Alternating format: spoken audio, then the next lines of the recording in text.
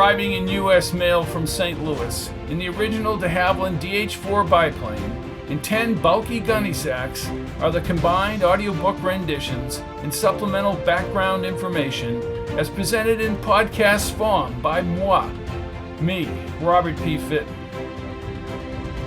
Mr. Fitton, you have a choice. You will tell us who you really are and what you know. Or what? You will disappear. Good evening to one and all, wherever in the galaxy you make your home. I don't ever want to be in a position where I have to give information to the CIA. Mike Choden brings Patch and Meinkewitz over to the old executive office building adjacent to the White House. They meet with the wily Robert Dietrich of the CIA. Both Choden and Dietrich are pseudonyms for the well-known CIA personnel from that era. The crafty Dietrich does not believe Patch's time travel story, but he placates Patch in a bold way, as we will see. All these intelligence operatives, more who will be seen later as the chapters evolve, are obsessed with Fidel Castro in Cuba. Patch has information from the future that they can use, and he's convinced that Carlos Sánchez is in the Caribbean. As the Kennedy paradox continues, Patch is inside Robert Dietrich's office in the old executive office building in Washington, D.C., and the adventure that changes time is just beginning. Old Executive Office Building, Washington, D.C., Monday, February 27, 1961, 12:35 p.m. The pale green hall had more in common with a dry and hot sauna bath than an office corridor. Meinkewitz sat on the wide windowsill. He wiped his brow with a handkerchief and spoke in a reassuring tone. You can convince me of the scientific and personal aspects of this, but they're going to want to know why you all of a sudden turned up. Finesse them, Patch. Patch grinned. I like you, Ray. We'll be friends in the future. We'll work closely together. You could even say that you were my mentor, but then again, I guess scientists were in short supply. The young Meinkewitz broke into laughter. Well, you just tell Choden and Dietrich the truth, or elements of it. Meinkewitz stared out the window at the White House. I would have been older in the future. That's pretty much true, laughed Patch. You were 25 years older. I never thought about growing old. He put his hand on Patch's shoulder as Choden rounded the corner. They followed him across the glossy brown tiles to a varnished wood door. Choden rapped 3 times on the frosted glass with the stenciled letters, Robert Dietrich. A thin, middle-aged man with a light brown hairline slightly receding opened the door. He wore a white shirt and thin black tie, had cagey eyes and even a cagier voice. His ears beveled upward from his neatly cut hair. So the phoenix rises from the ashes of time. Not funny, said Choden as he passed. Ray? How do we turn the heat down in here, Bob? Asked Meinkewitz. You don't, said Dietrich, not looking at him. Choden opened a solid birch door. You wait in here, Kincaid. Patch stepped inside a cooler 8x10 office, but the door slammed before Meinkewitz could enter. The same government-issue green paint extended inside. When he pushed on the translucent panes, the locked window didn't budge. With Meinkewitz outside, Patch's anxiety grew. As he turned and leaned against the window casing, the smaller door opened. Kate, wearing a white sweater and knee-length blue dress, entered from the next room. Katie! She ran quickly, met him halfway, and threw her arms around him. A fresh, balsam fragrance followed her. Patch, you really did make it back. It's all right, Katie, it's all right. He looked into her teary green eyes. Are you all right? She shook her head. No. What did they do to you? He asked, holding her shoulders. Did they torture you? Just long periods of questioning, sleep deprivation. They don't believe my story.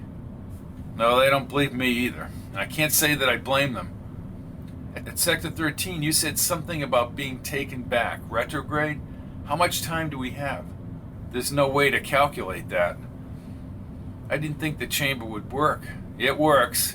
But to 1961? Patch nodded. Way too far back, almost inconceivable. What can we do way back here? I've thought of that over and over. I just keep telling them that U.S. cities could be destroyed in 1986. Maybe that will be enough, but we can't take any chances. I have names. Names of terrorists, but I think it goes beyond all that. What do you mean? He looked around the room for electronic bugs. They'll have to wait on that. The outside door opened and Meinkewitz popped his head inside. There he is, the new and improved Meinkewitz, said Patch. Very funny. You make me sound like a tube of toothpaste. Just give us a few minutes out here. We need to ask you both some questions. Tell them I want to be flown to Miami, said Patch. Oh, sure, I'll get you a first-class seat, said Meinkewitz as he closed the door. Why Miami, she asked. It's a focal point. Where did you land? In a field outside of Lansing, Michigan. 3 months ago, I contacted the local FBI office and tried to locate Meinkewitz. The feds descended on the office. I first saw Meinkewitz in a hotel in Virginia 6 weeks ago. They kept me in the hotel room until 2 weeks ago, and then they brought me to a hotel here in D.C. Who questioned you? Someone named Chester Danold. Up here in Virginia, I was questioned by a guy named Knight, as well as men named Pladen and Preslin. Patch nodded. They were always low-keyed, but as I said, they kept me awake and starved. The door opened and Meinkewitz waved them inside. Patch and Kate moved through the doorway. Choden's constrained smile wavered as he spoke into the telephone. We're checking out Musso, A.K. Tilson, right now, Robert. That's 1986 information, Mr. Choden, said Patch. Choden smiled broadly and looked up from the phone. So you say. It's a fact. Robert, we'll begin the questioning. Very well. Goodbye. He set down the phone and faced Patch and Kate. We're taking this matter very slowly. You want me to give you the benefit of the doubt. Well, what does that mean? Asked Patch. Choden sat on the edge of the desk. He loosened his tie and turned on a large wood-grain reel-to-reel recorder. We have not widely dispensed knowledge of your presence here, and only a small group of people are aware of this. You say you came back through time. We did come back through time, said Kate. I really don't want to hear that bullshit story again, he barked. Well, what the hell do you want? Asked Patch. How about a semblance of the truth? Start with who the hell you are. We can't find anything on either of you. Patch positioned himself in front of Choden. The story isn't going to change because it is what it is. Good agents can tell good stories. My angle, as you both should have guessed by now, is to find out what your true intentions really are. Coming up with a time travel story is a remarkable leap in credibility. Come on, cut the crap. Meinkewitz rushed up to Choden like a baseball manager arguing with the umpire. Bring in the other physicists, Michael. His story makes sense. It's like he solved everything we've been researching. I don't give a shit whether this thing makes sense scientifically, said Choden. He took out his gold cigarette container and moved another long-filtered cigarette. He quickly lit it with the silver lighter and expelled the smoke. What is it you want, Patch? Patch looked him squarely in the eye. I want us brought to Miami. Choden squinted through the smoke. Oh, Miami. You said that before. Ray, Jesus Christ, why Miami? Why not? I think that would put us in a better position. You are in no position to bargain for anything, my friend. Choden deepened his brow and seemed confused by Patch's request. He fixed a smile as he lifted the phone and pushed a button. Bob! Less than 10 seconds later, the thin Bob Dietrich entered through another door and back. He carried a wire-rimmed notebook and several pamphlets. Meinkewitz and Choden exited through the main door, and Dietrich smiled. Where did you go to school, Kincaid? Patch glanced at Kate and then back at Dietrich. Why the hell do you care? Dietrich still had not faced him. Where a man went to school says a lot about his character. I'm an Ivy Leaguer myself. So what? Let's go down and order some crepe Suzette and extra Marnier. Anybody ever tell you you're a fucking wise ass? Said Dietrich, checking his notebook. You never went to school in this country at all, did you, Kincaid? If you think I'm some kind of agent, you're wrong. This is like a book. You see, In my favorite books, there are scenarios. And you, Kincaid, are a scenario of the unknown. You and your girlfriend have come out of nowhere claiming you've come back in time. You must think we're playing stupid. Time will tell. Oh, funny, he said, pointing his index finger. You, my friend, are about to go through the gauntlet. We can bring you to Miami, sure, and you can deal with people who don't give two shits in a hat whether you live or die. Just what kind of scenario do your book characters have, Dietrich? Dietrich pressed his incisors on his lower lip, and his icy stare made Patch think he had not anticipated the question. The scenario is they're always on a mission to protect the United States of America. Maybe that doesn't impress you two. More than you think, said Kate. With a frozen face, Dietrich slowly turned. Tell me more about Operation Zepeda, Kincaid. I have no idea. I've made it clear to Ray that we have more vital information. Information that will affect the future of millions of people.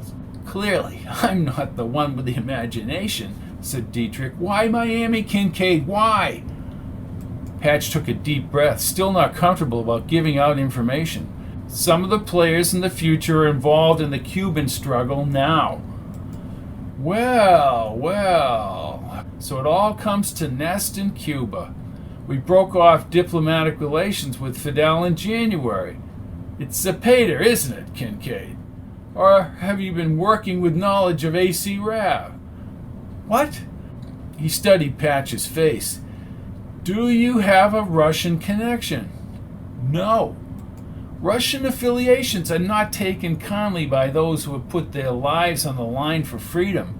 I would only warn you that neither of you will last long in Miami if you have Soviet links.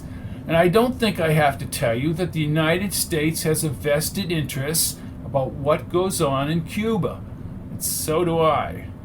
Well, you damn well should. Why? I told you there are individuals working here who will affect changes in history. Don't insult me. He walked over to the window and looked outside for the longest time. Okay, you win. He pointed his finger at Patch. If you say or do anything suspicious in Miami, you're dead. I want Meinkewitz with me. Agreed. Dietrich eyed him like a wax figurine. I don't make upper-level decisions. I leave that to Little Kennedy and Big Kennedy. But I know for a fact that if you don't give us something, this operation is much too important internationally. We will eliminate you. I'll get you something, Mr. Dietrich, I promise, once I'm in Miami. Chapter 13. Over Miami, Florida, Wednesday, March 1st, 1961, 8:15 a.m. Patch's knowledge of the future confused most everyone in 1961. The vengeance resonated loud enough for him to feel it in his wrists. He peeked over Kate's shoulder at the blue ocean horizon several thousand feet below. Waves gently ripped toward a cluttered shoreline. The names were clear in his head. Carlos Sánchez. Carlos Sánchez had orchestrated the nuclear attacks 25 years from now, and Willis had alluded to Carlos defecting to the United States. Bonheim, from the East Germany of this time, might be associated with communist elements. Stephen Higgins had the technological knowledge to construct the bombs that would decimate American cities. Stopping Higgins' defection behind the Iron Curtain within the next few days would end his bomb-making career and give Patch credibility. He turned to Meinkewitz in the back seat. Plane is making its turn over Miami, Ray. Meinkewitz set down a copy of Time magazine's coverage of the Kennedy inauguration in January. He looked out the window. Listen up. We'll be heading to an intelligence station camp in South Florida. Not too far from Cuba, are we? 90+ miles. Meinkewitz shielded their conversation with the magazine. Patch, what exactly did I tell you at Sector 13 about your retrograde? You figured I'd have a couple of weeks. By calculating that to 1961, it's almost impossible to tell. You need an advocate back here, just in case the two of you are suddenly retrograded back. You need to level with me about what you know. Kate listened closely. He's got a point, Patch. eavesdropper, said Patch, smiling, and he squeezed her hand. Meinkewitz unbuckled his belt and slid out of the seat. Patch looked up at him and grinned. "I'll have another Coke, stewardess. Extra ice." Meinkewitz squatted down and grabbed his arm. "Be serious. I know the effects of retrograde, in theory, and it seems to me that history has to be changed. You have to prevent nuclear annihilation. You need to give me the names of the terrorists." The smile retreated from Patch's face. "Ray, I hear what you're saying." "Yeah, you hear, but the plain fact is you don't trust me fully. You want my trust for this damn time travel story, but you won't trust me." Patch did not reply as Menkiewicz's point made returned to his seat. Kate's drawn face reflected a bitter consternation. "He's right, Kate. I don't fully trust him." "You're afraid they'll kill us." "That is exactly right." The plane circled over the ocean. Patch rubbed his chin. He thought about briefing Meinkewitz. By remaining silent, he would ensure his own survival. Yet, unarmed, with no information, Meinkewitz would have a minimal impact on preventing the 1986 destruction.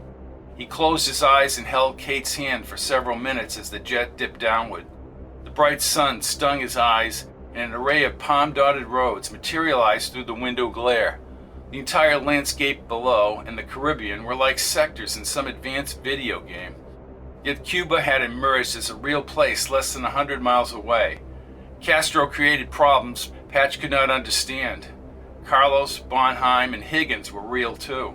And for the first time, Patch sensed the building pressure to stop them now. Merely thinking about it would not prevent the loss of millions of innocent lives in 1986.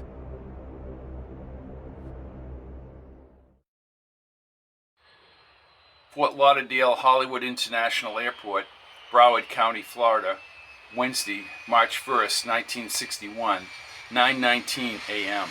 At the bottom of the sleek white jet's corrugated metal ramp, a cocky, scruffy-haired Cuban introduced himself as Ramon Perez Garcia. A dark revolver stuck in his loose, cocky pants imparted the seriousness of the exile cause. "I am a member of Delta 99, Captain. Do you know who we are?" The wind picked up slightly as they marched through the warm, salty air. "Can't say that I do." "I don't believe your bullshit story, neither does anyone else down here." He pointed to a shiny blue Ford Falcon behind a chain-link fence. Two dark-haired men in street clothes lingered along the fence. "I fought with Castro before, but now I have sworn to kill the pig. I will demand to see certain people." "Oh, you will?" Meinkewitz trotted along beside Kate and Patch. The two men near the fence were gone. "You don't demand anything, Patch. I will stand by what I said. I'm going to have to talk to certain people." Ramon stopped and looked up at Patch. "Shut up. We will ask the questions." Patch stared at Ramon as Kate held on to his elbow. "Over to the blue car." He removed his pistol and waved it through the air. Ramon then opened the driver's door and threw the pistol on the seat. Patch climbed in back, wedged between Kate and Meinkewitz. He studied the area around the fence and back to the terminal. "I thought I saw two guys near this car." "No, you shut up," said Meinkewitz. "The hell with your Delta 99 bullshit. You're just driving the goddamn car. Now let's get to the camp." The lines on Ramon's forehead deepened. "This is serious business. I will give my life to free my homeland." "Well, don't give it now." "Didn't know you spoke Spanish, Ray." "Say." Patch smiled as they raced out of the airport. The Everglades, South Florida, Wednesday, March 1st, 1961, 2:43 p.m. Menkiewicz's gold Timex indicated an hour had passed since they left the airport and traveled down a state highway. Cars and trucks heading for Miami occasionally whooshed by the Falcon. An AM station in Miami mixed with the warm breezes swirling in the open windows as they drove into a rural, swampy area. "This is WFUN, Miami, funderful and wonderful. Turn back the clock, journey in time with the fun guys again this weekend. Half from the past, half from the present. Miami's exciting musical weekend, the Fun Flashback Festival. This weekend and every weekend on WFUN. Turn back the clock, Ray. That's my job, said Meinkewitz, his hair whipping in the breeze. It's here. It's new. The exclusive hit for you. Miami, you first heard this on Fun Radio. Here's a brand new fun discovery. Patch smiled at Kate and he leaned back in the vinyl seat. As if he were in a complex chess game, Patch weighed the implication of releasing the names. Meinkewitz believed the time travel story, but no one else did. Dropping Carlos's name without gaining the credibility from nabbing Stephen Higgins would render him useless to the spy masters. Or perhaps they might keep him and Kate around for further questioning. This is WFUN, where the world passes in review at the Fundamental News at 55. I'm Tom Warner. The big news in Washington today is President Kennedy's announcement establishing a Peace Corps. I have today signed an executive order providing for the establishment of a Peace Corps on a temporary pilot basis. I'm also sending to Congress a message proposing authorization of a permanent Peace Corps. This Corps will be a pool of trained men and women sent overseas by the United States government or through private institutions and organizations to help foreign countries meet their urgent needs for skilled manpower. Ramon flipped off the radio and pulled the car onto a sandy shoulder. Peace Corps, my ass. The only thing in this world that's understood is force and fighting for what you want. Ramon checked a new folded map. Occasional tree clumps dotted the grass under puffy white clouds tapering north. Ramon, you're lost, said Meinkewitz. No, I know where I'm going, so you let me do the driving. You need to travel another 10 miles at least, Ramon, said Meinkewitz. He leaned toward Patch. He's lost. I didn't know Kennedy started the Peace Corps, said Patch. Interesting concept. I think it's good PR against the Russians. And with the locals, said Kate. No, it's more than that, Ray. It's giving the emerging nations a better choice than the Russians. Meinkewitz nodded. Ramon spun off the shoulder, leaving a dust trail on the state road behind. He mumbled something in Spanish and accelerated up the highway. Just let me remind you, Patch, you're down here because Robert Askham said you could come down here. Most everyone else wants you in a safe house or worse. I understand that. Grassy swamp and distant trees mesmerize Patch. Is that what they do with me after Higgins scares the Ashcombe out of me? The radio erupted with music as Ramon drove the car too quickly on the unpaved road through the grassy swamp. Patch hit his head on the car roof several times as Kate hung on to him. What's the hurry, hotshot? Yelled Meinkewitz. He leaned forward. Slow down or I'll report you. I'll drive like I want. Meinkewitz sat back in the seat. He tilted his head toward Patch. I'll fix his ass. As Patch grinned, the Falcon dipped and then violently jerked to the right. Ramon spun the wheel as the car fishtailed and plowed sideways into the brush. The engine stalled, but the radio still played, and steam rose from the front hood. Meinkewitz flipped the door handle and kicked open the side door. Kate opened the other door, and for a few seconds they all stood on the dirt road. Where are we? Asked Patch.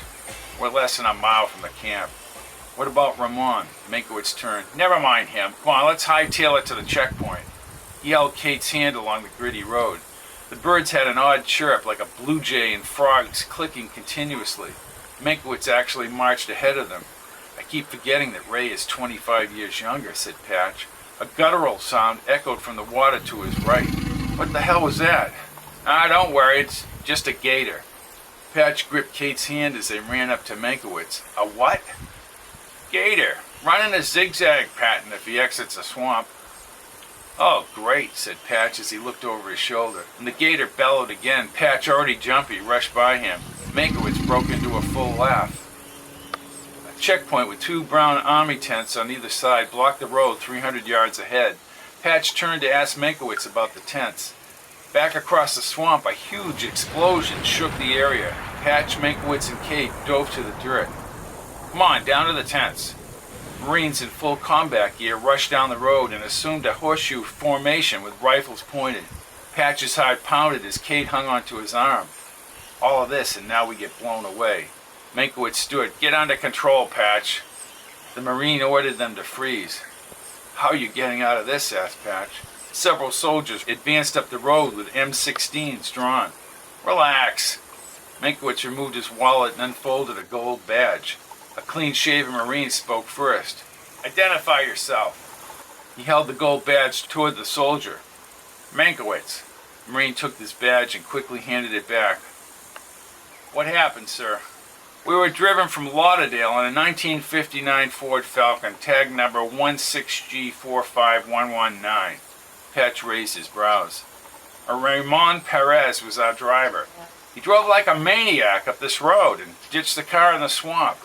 Back at the Lauderdale airport, there were two Latin-looking men by the fence. The soldier turned to Meinkewitz. You were here to see Dan Preslin. Correct. Bring these people to Dan Preslin. I want 3 more men down to that car. Approach off-road. Yes, sir. As they started down with the Marines, Patch stared at Meinkewitz. Ray, what exactly is going on in this place? I'm not at liberty to say, said Meinkewitz as they walked between the tents. Bombs, Marines, and Cubans. Welcome to summer camp, Patch. One of the soldiers opened up the shingled white building's front door and they walked into the cold air. Fans on pedestals spun on both sides of the hall. Several men in shirt sleeves motioned them down the cinder block corridor to a stubby cubbyhole room with open blinds. The soldier flipped the fan switch. Then he walked across the red tiles to the door and left. The door slammed shut. Patch sat with Cade on the tight-knit green couch. Meinkewitz rocked in the rocking chair. What happens now, Raymond? Who the hell knows? The silver lock on the door turned, and the door opened hard enough to bang against the cinder blocks. A well-built Latin man with trimmed curly hair and sunglasses flashed a smile at Patch. He nodded his head and pulled out a chrome-barreled handgun and folded his arms at the door. They called him Zamka. Ray? Then he looked at Patch. So, you're the time traveler. He started down the corridor. I am. Sit down. Patch fell back on the couch. And to whom do I have the pleasure? You don't, he said, and he took a step inside. Someone walked quickly down the outside hallway. A stocky, blond man rounded the corner. For several moments, he studied Patch as if he were absorbing some kind of internal profile. Good afternoon. Hello, said Cade. Patch said nothing. Ray? He said, and he shook hands with Meinkewitz. How are you, Dan? Last time I saw you was in Berlin. Nothing is forever. I'll shut the door, Dan, said Zamka at the door. Preslin lit the cigarette with a matching gold lighter. We went over that car. Ramon was killed instantly, a plastic explosive. He must have been jostled by the crash. Patch visualized the 2 men at the fence, but said nothing. He understood that only by chance they were still alive. Someone was obviously out to get us, said Meinkewitz, which means security has been broken. We're aware of that, Ray. Might have been Ramon's big mouth. Well, I can vouch for that. Cigarette? He asked as he removed a cigarette from a cigarette case in his suit coat pocket. Pat shook his head. In a couple of weeks, I'll have an appointment at the Fontainebleau in Miami. I'll be dealing with 3 of the more powerful people in this country. Who's that? Captain Kincaid, the man who is using Colonel Robert Garrison Kincaid's identity. Maybe you should just explain who you are and why you're here. I told Dietrich and Choden that Colonel Kincaid is my father. Preslin laughed loudly and looked at the other man. He inhaled on the cigarette. You two are the same age, for Christ's sakes. Well, I've come back in time, that is true. Oh, Christ, I need a drink. He walked to the window fan and turned down the speed and spoke while peering through the blinds. Captain, my friend, we're at a critical point in an operation that has global importance. Things just over the past few days have been accelerated from above. We have the Russians in this hemisphere. We're working with people who are fighting for their homeland. They take things very seriously. Patch furrowed his brow. My mission is to stop the future destruction of U.S. cities. Zamka rumbled through the doorway and held a handgun outward. Your life means nothing to us, Kincaid. Preslin let the blinds fall back in place and faced Patch. Listen, you have the names of certain individuals. Yes, I do. Good. Who are they? How can I trust you? You can't. I see. He nodded at Zamka by the door. Meinkewitz and the girl, out. Zamka's face tightened with a seriousness that put Patch on guard. He nodded at Kate and squeezed her hand. She and Meinkewitz sidestepped into the hall. Zamka slammed the door and Patch faced Preslin. Preslin finished the cigarette with a puffy flourish and twisted it into a simple metal ashtray on the side desk. He looked the part of an agent, perhaps more than the others. They were administrators, but Preslin seemed to live up to the image. He pressed his lips, a kind of fatherly gesture, as he positioned himself around 10 feet from Patch. There are people in East Berlin who long for freedom. They were willing to risk anything just for a taste of free life. Do you and any of your people know anything about a human being's longing for the ability to chart their own course? Why would I think otherwise? Asked Patch. Because you work for the Russians, and so does your girlfriend. Dropping you in here. So clever. Not true. I know my story sounds like science fiction. We brought people longing for freedom into West Berlin through the tunnel, till the snow melted. I think you need to talk with people who yearn for freedom, Captain. People who were forced out by Fidel Castro and his thugs.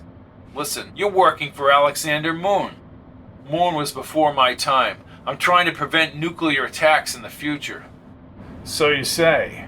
Tomorrow you will get to know people who will not tolerate any communist tricks. You will meet exiles from Cuba. And some of those soldiers are fighting for freedom. I'm not a communist. Spend some time with those people, Captain. Let's just see what happened to their homeland. You'll have the opportunity, under close scrutiny of course, to answer questions you might not have answered from me. Patch respected how Preslin forced the issue in this chess match. The dark world of mind games would be futile, but the admiration melded into intimidation. He would tell them about Higgins.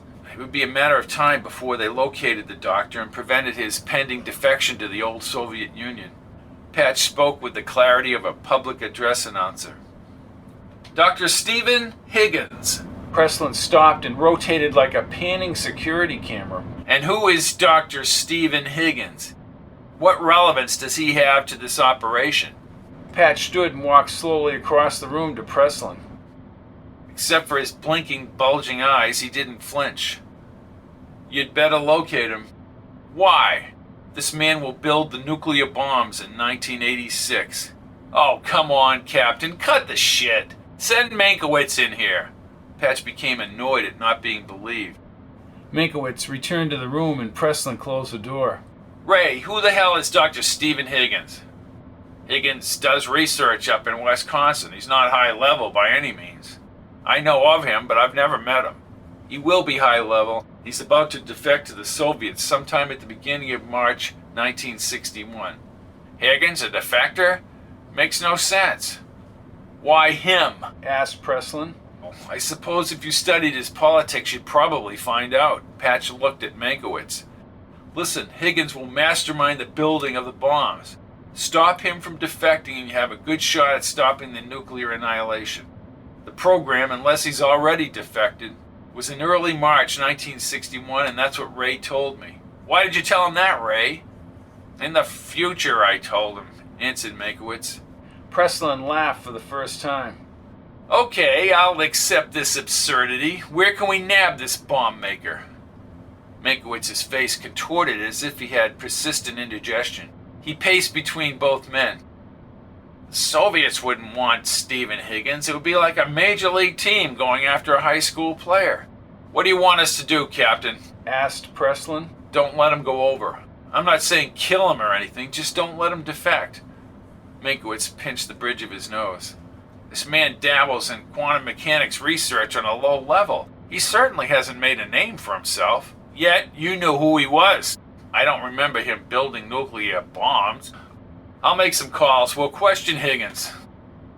Preslin put one hand on Patch's shoulder and shook his other hand. You made the right choice, Captain. Now let's test your credibility. Chapter 14. Montego Motel, South Miami, Florida, Thursday, March 2nd, 1961, 5:30 a.m. Patch slept with his arm over Kate as the sunlight glowed between the closed blinds.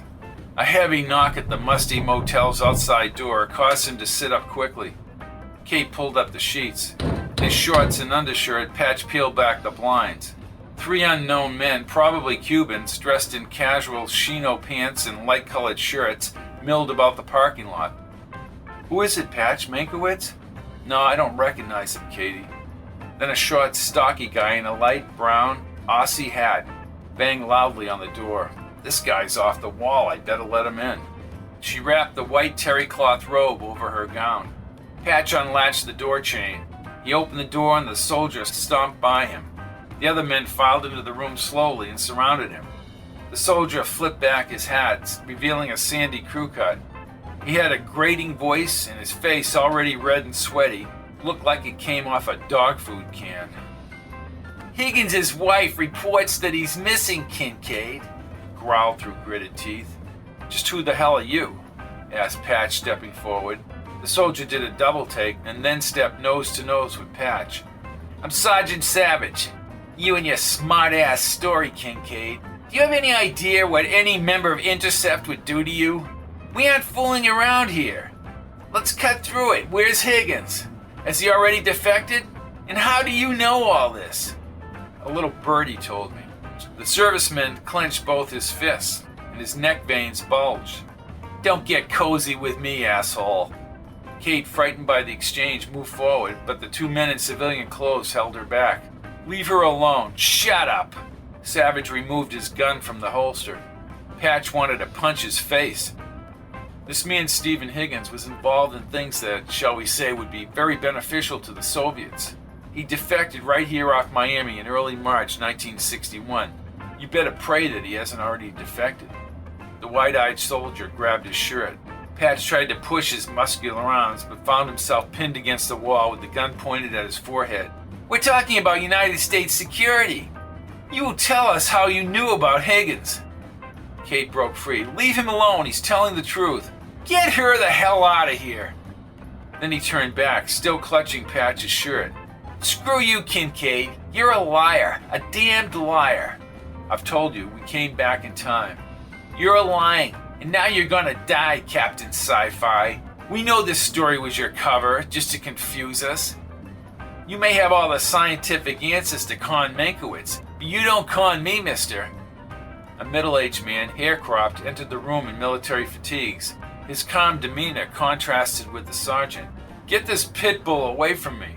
The soldier squinted. Then he spoke with a Louisiana or a Texas twang. "Sergeant Savage has been following the Soviet presence in the Caribbean." "Then you better send the Coast Guard out there," said Patch. He gazed down at the gun barrel and then into Savage's riveted blue eyes. "I'm on your side, you damned idiot. We have people out there, but guess what, Captain Sci-Fi? You're going out there with us. Higgins mustn't be allowed to defect, even if you have to kill him." "Fine." Savage released his grip and lowered the gun. "We're all on the same wavelength, but you know more." "Yes, I do." "See, Bart?" he said to the other soldier. Then he turned to Patch. "Don't you realize with the wrong series of moves in Cuba and we could all end up in World War III? "That won't happen," said Patch. In December of 1963, Kennedy met Castro in New York and worked out the peace accords. That's the way the history books read. Savage looked at Bart. "Well, that's happy horse shit. You need to get to Higgins before he's brought to Cuba and then to Russia." Savage tucked his gun under his shirt again and stepped over to Bart.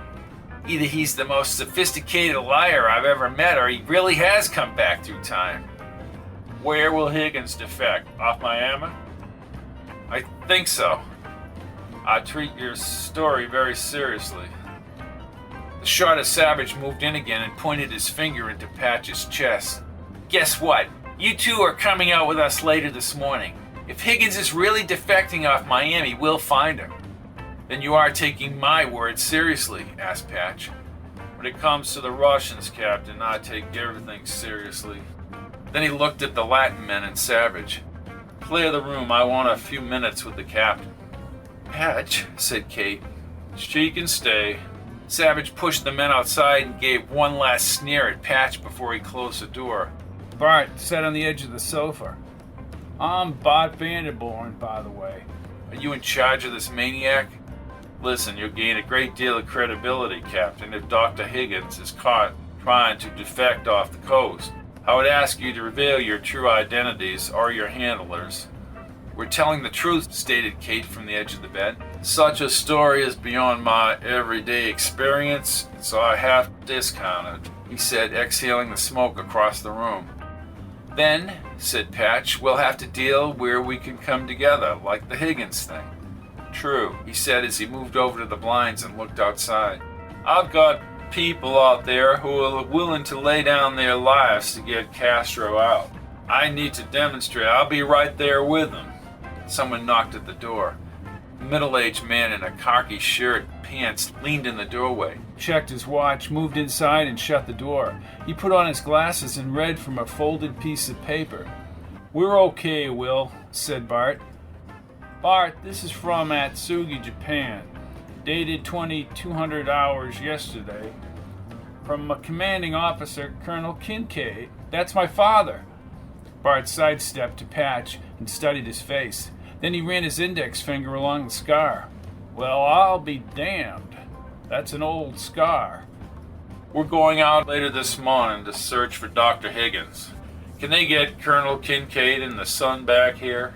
Patch's stomach tingled at the thought of seeing his father alive again. He looked over at Kate, who smiled. Commander's working on that right now. Bart nodded. Brief Dan Preslin on that. Will crossed the room and checked Patch's scar. Son of a gun. I'm beginning to believe his story. Don't get carried away, Will, said Bart. Dan will contact Mike Choden, Fletch Knight, and Robert Ashcombe. Will nodded. Let me tell you something, Kincaid, or whoever you are. I met a guy, Jimenez, during the Guatemalan operation who claimed, he swore, he was not a part of Arbanez's regime. Didn't break his story till we overthrew Arbanez. You see, he didn't run. He was a part of that regime and he would have bolted the country. We followed him. He worked as an agent for United Fruit, but one of Colonel Aramis's people recognized him as a drug dealer on the side. He had his keel filled with bales of marijuana. We got the bales, and Jimenez is with his boat in the middle Atlantic Trench. And Amos is dead, said Brad, grinding out his cigarette butt in a coffee mug. Will's point, Patch, is sooner or later we're going to find out who you are. It might be better to stay alive. I'll confirm the Preslin briefing, said Will as he exited the room. Okay, said Bart. If you have anything else to add, I will promise you this, Bart. I will divulge more information when we get Higgins. Good enough. Get dressed and let's get the hell out of here. He opened the door. For a moment, Patch heard several people outside speaking Spanish. Then the door closed tight. Kate stood and hugged him. These people are deadly serious, Patch. So am I, Katie, so am I. Chapter 15. Aboard the Rex, off Key Biscayne Island, Miami, Florida, Thursday, March 2nd, 1961, 9:06 p.m. Under the sooty smokestack on the Rex's deck, prickly metal cranes for unloading supplies reached like the antennas into the sky. A concoction of spent diesel fuel and salty mist mixed with the warm sea air. Patch stood against a painted steel railing. He gazed across the sparkling silver ocean and white sand beaches to the south of the high-rises. The hum of the ship's engines made it difficult to hear anything. They gave Patch and Kate Army-issue fatigues and matching baseball caps. Meinkewitz wore his windbreaker and khakis. The sunglasses issued to them by Savage when they boarded at the dock north of Miami reduced the glare on the water. The green and white flag flapped in the wind above them. It's not an American flag, Ray. Liberian. Ray, who are Bart Vanderboen and a guy named Will? Mineral traders out of a warehouse.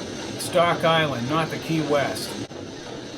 Supposed to be exploring for oil off the dry Tortugas.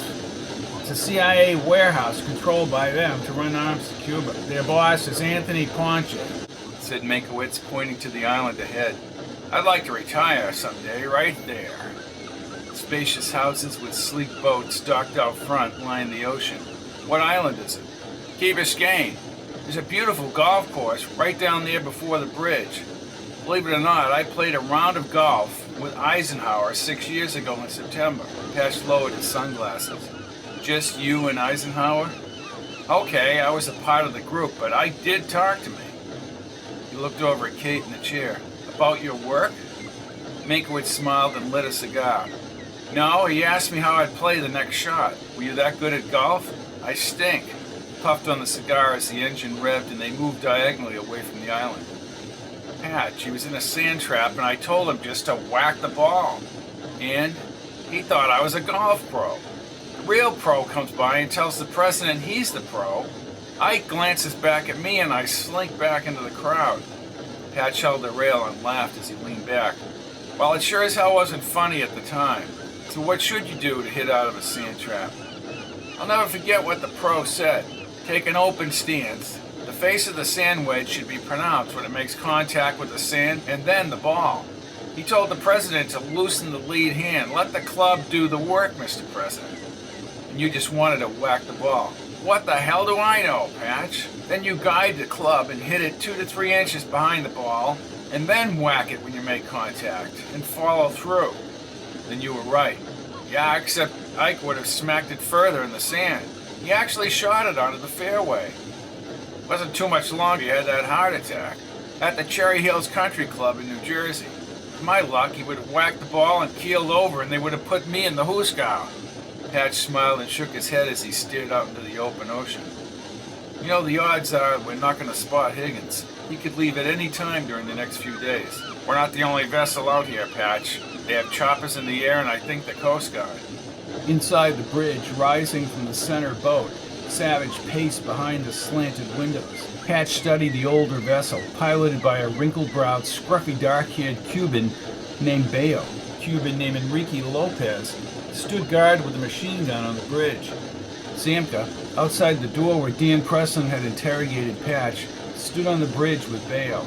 Some of the men from the motel, as well as other American soldiers, were aboard the aft end of the ship. Half an hour ago, Patch spoke with one of them, Orlando Ortiz, an older Cuban with a violent hatred of Castro and communists. He said he relocated to Miami after Castro gained power 2 years ago. Several times he asked Patch for more information. When Patch assured the Cuban that he had told the truth, the man shook his head and said that Bayo would leave the bridge and blow his head off. A thin-framed soldier with a hint of mustache smoked a cigarette as he approached Patch and Meinkewitz along the outside. So you're the time travel guy. Patch studied his beady eyes. Captain Kincaid. Yeah, and I'm Blackbeard the pirate. Don't you know how close you are to Davy Jones's locker, Kincaid? He doesn't have to answer your crap, Corbett, said Meinkewitz. Then how does he know about Intercept? I have no idea what you're talking about, said Patch. He pushed Patch back. Intercept doesn't like you. Patch pretended to fall to the right, but swung his foot squarely into Corbett's groin. Corbett wrenched in pain and fell flat on the deck boards. Patch picked up the gun. I don't know what the hell Intercept is. Wearing reflective sunglasses, Zamka descended the stairs as Patch threw the rifle on the deck. What's going on here? You have a hotshot here who likes to harass people. He doesn't look too hot right now, said Zamka. Adjusted his sunglasses and laughed. Get your ass off the deck, Corbett. Corbett never looked back at Patch. Kate stepped closer. Are you all right, Patch?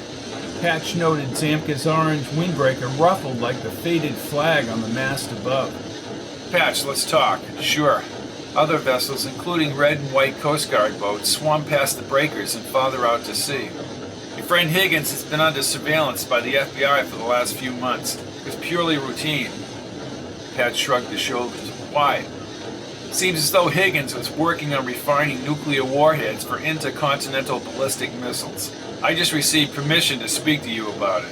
Zamka grinned as Patch turned toward Meinkewitz. You, Ray, you made it seem as if Higgins was some kind of moron. You are in serious trouble, said Zamka, the deck reflecting in his sunglasses. I'm aware of that. Then I suggest that you please let us know how you obtained your knowledge of Higgins' defection. Zamka put his hand slowly on Patch's shoulder as the engines grinded in the ocean breeze. Patch, you're among friends here. No one is going to injure you or Kate. I think you can understand the importance of assembling a schematic of the organization that fed you your information. There's no need to use the time travel cover anymore.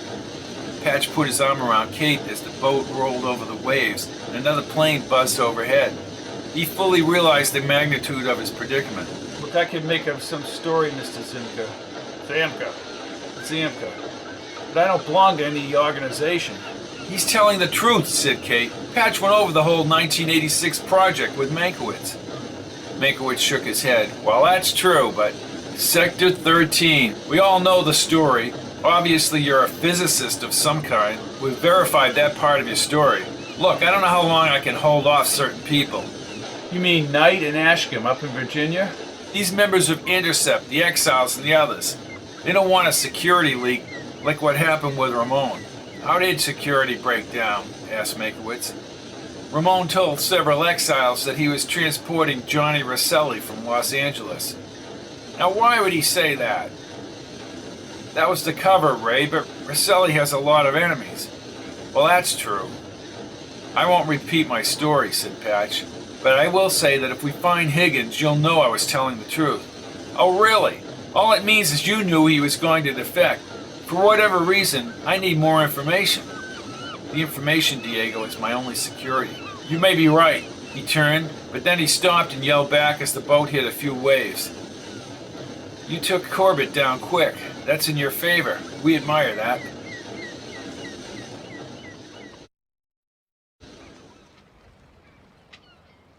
Big Pine Key, Florida Keys, Thursday, March 2nd, 1961, 3:14 p.m. The afternoon sun brightened the ocean 360 degrees around the weather-worn boat. A soldier with short hair and a civil voice approached them from the rear of the ship. Name's Donnelly. I've been informed, Captain. There's chow down below if you want to have supper. Thanks, said Patch, binoculars hanging around his neck. You guys didn't see anyone. Oh, we saw things, sir. Real fishing boats, rafts, commercial liners, tankers. But no physics professor. Yeah, we didn't see anything either. Tomorrow's another day, and enjoy your show. He saluted and headed back below the bridge. Patch looked at Kate and led her toward the doors to the stairs below. They're not going to be happy if we don't find Higgins. They have to be reasonable, Patch. It's only been one day of searching. He pushed both doors and they started down the narrow white stairs. These people don't have to be reasonable. They're far from reasonable. The small galley's yellow-painted walls needed cleaning. Stainless steel cabinets and counters were securely attached for the sea voyages. Patch spotted the bread next to the refrigerator box. He spent the next few minutes making ham and cheese sandwiches. They grabbed cups of coffee from the silver urn to the right and sat down at the stainless table. What about retrograde, Patch? Patch sipped the bitter coffee. Impossible to calculate. She closed her eyes. I wish I could tell him the rest. He pushed his teeth into the sandwich. We have to find Higgins, Kate. What Higgins did was a part of history in our time, she said as she winced from the coffee. What putrid coffee. Not like Golden Gate Park, is it, Katie? Just the fact we're together is good enough for me. As she placed her hand over his, Savage appeared at the door with the dark-skinned Cuban and Corbett. Well, isn't that a touching scene, gentlemen? Said Savage as he wandered ahead of the other men with a rifle strapped to his shoulder. Patch stood and faced the soldier. What's this all about? You and your story are bogus, Captain Sci-Fi. Corbett raced around and placed his rifle barrel to Patch's head as Diego appeared at the door. Come with me, Miss Landers. Patch, do something, said Kate. Patch held her wrist. Zamka escorted Kate across the deck. Okay, Savage, what is it you want? Savage's almond eyes heightened like a perturbed reptile when angered. He removed a serrated knife from its leather sheath and approached with an odd grin. You tell me right now who clued you in about Higgins. Patch furrowed his brow and studied the serrated blade. Then he stared at the beady sweat on Savage's pot-marked forehead. I told you, Meinkewitz. I don't like liars, Sci-Fi. He nodded at the nervous Bayo. The Bayo snapped a cold metal handcuff on Patch's left wrist. Savage pushed him back. Patch leaped forward and Corbett swung the rifle against Patch's temple. Partially conscious, he sensed being dragged across the galley floor. They snapped the other handcuff around a metal pipe. Savage backhanded his cheek and then smacked his head. The truth, Kincaid. Who sent you here? I have nothing to say. What do you know about Puerto Quintas? Have you ever been there, Kincaid? Tell me. Patch turned and smiled. Screw you. Savage grabbed a metal container and slammed it into Patch's head. Patch fell to his knees and his body, connected by the cuffs, rotated around the pipe as he quickly lost consciousness. The outside light had diminished. His skull ached and the handcuffs remained tight around his wrist. He felt an oozy wound on his shoulder, probably from Savage's knife, and his kneecaps were bruised. The blood smeared over the metal floor looked like the drippings from a can of spilled deck paint. Flashing red boat lights alternately covered the walls. The boat rocked more than it had earlier. He heard beeping and the distant conversation on the shortwave. "Savage!" The wind formed a whirling eddy outside as the waves hit the hull with a thud. He closed his eyes, fearful that Higgins not appearing might cost him his life. His heart beat loud enough to be audible in his ears, and he heard the coarse working of his lungs drawing in air. The sharp crack of boots against the decking got louder. Bart rested his rifle across his arms and set the chrome flashlight on the counter. Then he placed the rifle diagonal against the counter and walked closer. "I apologize for you getting roughed up." He unlocked the handcuffs. Patch moved his fingers and stretched out his arms. "That little bastard is a brave man with a gun. The other two guys, I'll kill him if I get the chance." The soldier kept a stolid composure. "He had no orders to do what he did, Captain. I will see that he is personally reprimanded. Sometimes he oversteps his authority." "My head feels as if I was hit with the smokestack." Brad looked closer with the flashlight. "Well, have that looked at." Patch nodded. "I've told the truth, Bart." Bart opened his mouth to speak, but held back. "My fiancée, where is she? And is she all right?" "I can assure you, Patch, that no one has touched her.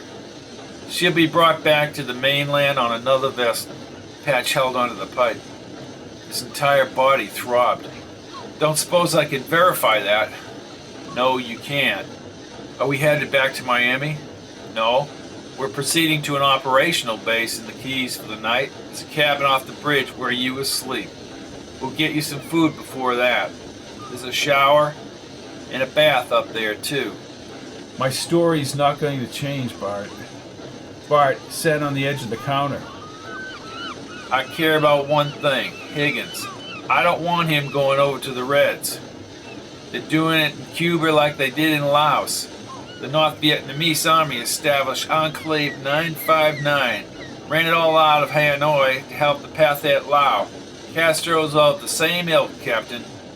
I don't know who the hell you really are or what your game is, but I have to tell you that if Higgins doesn't show up soon, they will kill you and dump your body in for shark food." "Do you have any ice?" asked Patch, more concerned about his immediate injuries. Bart leaned forward and checked his eyes. "I can get you some ice upstairs. This Cuban thing has lots of players. It seems almost insurmountable." "Well, that's an understatement. I was in Normandy, Patch. Things were up front then. We never thought we'd take Berlin, but then the Battle of the Bulge and later Berlin. You have to look at things in increments. Get through each increment, and the long term will take care of itself. Listen, Bart, I do have the names of terrorists who carried out the future attacks. You wouldn't care to share those names, would you?"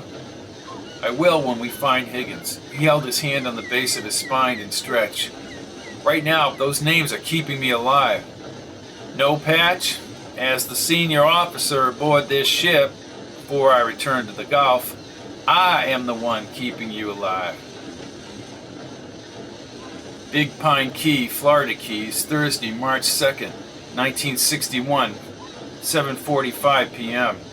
Patch's cheekbones and back still throbbed, but the shower soothed his wounds. Dinner awaited him outside the cramped cabin.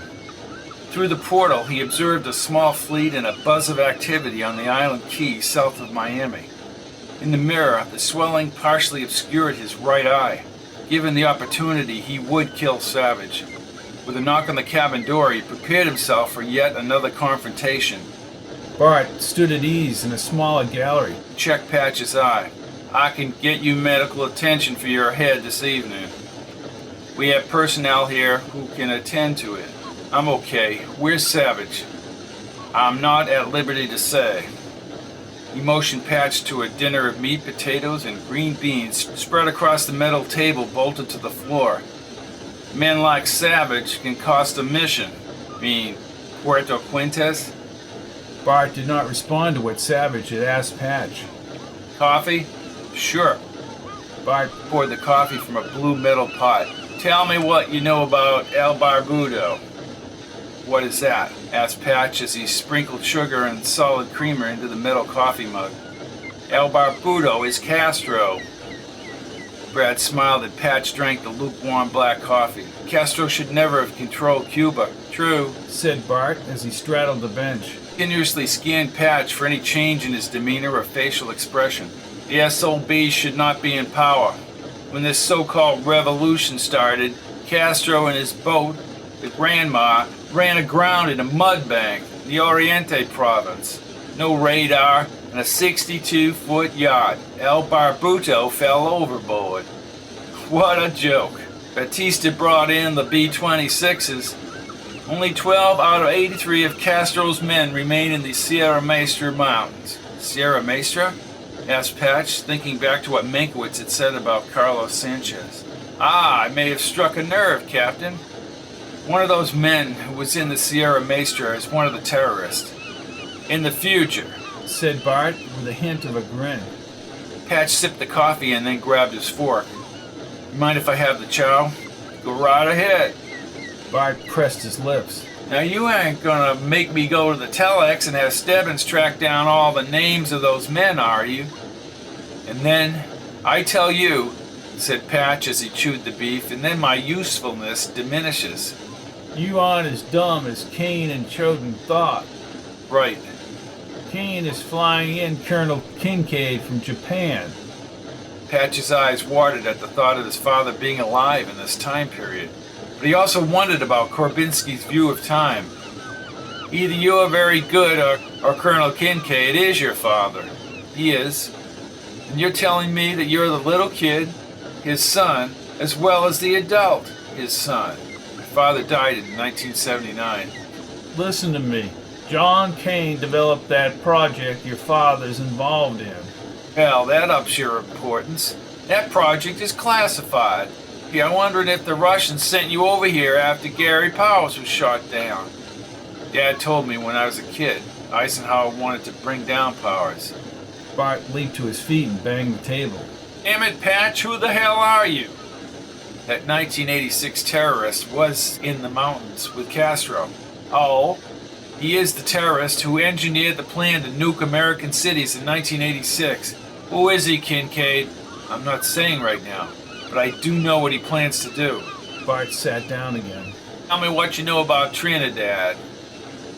Pat shook his head and mixed the mashed potatoes with the beef. I don't know anything about Trinidad. Listen, Castro must be pretty clever and tough to have come to power. Obviously, from what I see, your guys are all revved up to take him out.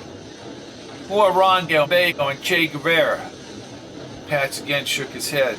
Not the 1986 terrorist. Fidel is lucky. He's a con artist, but a captivating speaker. Dictators usually are. This moron from the New York Times, Fidel brought him into the Sierra Maestra and bullshitted him about the strength of his forces and support for his revolution. This reporter then writes his story, and then everyone knew who Castro was. I don't even think Batista knew who Castro was before the Times article. Who? Batista. Batista took over Cuba. He's the dictator from the 30s. The revolt of the sergeants. He was an influence for American interest. They had beautiful casinos in Havana, Patch. 1986 terrorists killed somebody, or maybe a bunch of organized crime leaders. What the hell are you talking about? You saying Fidel has sent people after Trafficante and Giancana? Trafficante was in a prison in Cuba, but he got out. All I'm saying is my future terrorist has his sights set on members of the mafia or the intelligence agencies. Bart stared at Patch for a few seconds. Just tell me who the hell the terrorist is. I can't, but I will give you one connection from the future. Oh, who's that? You find him and you kill him because he helped bring the bombs in 1986. Who is that? Antonio Corbello. Bart gawked at him. Okay, we'll check it out. Listen, tomorrow we're going to continue looking for Higgins. I just want you to know, Captain, this search is costing Uncle Sam big bucks. If Uncle Sam wants all his cities still standing in 1986, he'll spend the dough. When I was a boy, my knowledge of President Kennedy was from a student newspaper called My Weekly Reader, or maybe photo spreads of the Kennedys in Parade magazine inserted in the Boston Globe. What transpires in Miami for Patch Kincaid and his fiancée Kate is quite different to my worldview in 1961. Patch is in an area swarming with anti-Castro Cubans who want their homeland back. CIA provocateurs, something called the Mafia, and every other rogue in between. And Patch is leveraging his knowledge of Dr. Stephen Higgins of the future and his defection to the communists in March of 1961. After gaining favor with the powers to be, Patch may locate Carlos Sánchez and kill him. I also thought it was vital to place the actual recordings of President Kennedy at the correct date and time into the audio recording. Next week, the search for Dr. Stephen Higgins continues off the Florida coast, and Patch finds himself getting deeper and deeper into the world of intelligence and the military. I will bring this to you next week. Adios, amigo!